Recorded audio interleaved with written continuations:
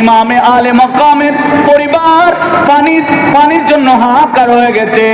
ফোরাত নদী বন্ধ করে দিল, না না তোমাদেরকে এক ফোঁটা পানি দেওয়া যাবে না, এক ফোঁটা 1 কিঞ্চিত পানি পর্যন্ত দেওয়া যাবে না, তোমাদেরকে পানি মারবো, খাবারে মারবো, তীরের আঘাতে মারবো, বর্ষার আঘাতে মারবো। এভাবে এজিদ বাহিনী উঠে পড়ে লেগেছে ইমামে আলে মাকাম হুসাইনের জন্য। পানির অভাবে আলী আসগরের জিভ বের হয়ে গেছে।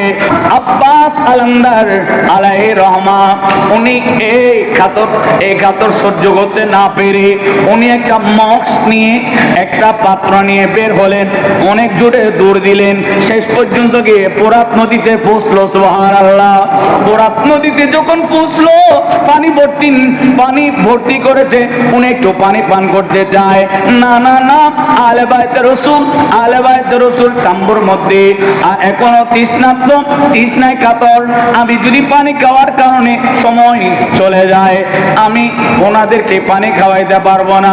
উনি ধূর দিলেন, অর্ধকি এজিদ বাহিনী দেখতে পেল, 2, 4, 5 থেকে তীর মেরে ওনাকে ফেলে দিল, সবাই দৌড়ে গেল। উনি তারপরও ওই পাত্র হাতে ধরে দৌড়তে লাগলেন। ওনারা এক তরবারের আঘাতে ডান হাত ফেলে দিলেন, জোরে বলো নাউজুবিল্লাহ।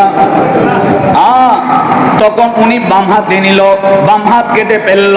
উনি এখন নিজের দাঁত দিয়ে ওই মাছ করলেন। এক পর্যায়ে ওই জালেমের গোষ্ঠী মাথায় আঘাত করে, গর্দানে আঘাত করেছে, শহীদ করে ফেলছে। ইন্না লিল্লাহি ওয়া ইন্না ইলাইহি রাজিউন।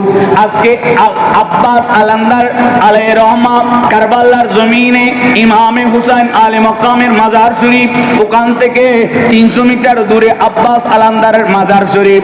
1400 বছর পর্যন্ত সেখান থেকে শুরু হয়ে আজকে পর্যন্ত ওই মাজার থেকে পানি আর পানি বের হতে লাগলো।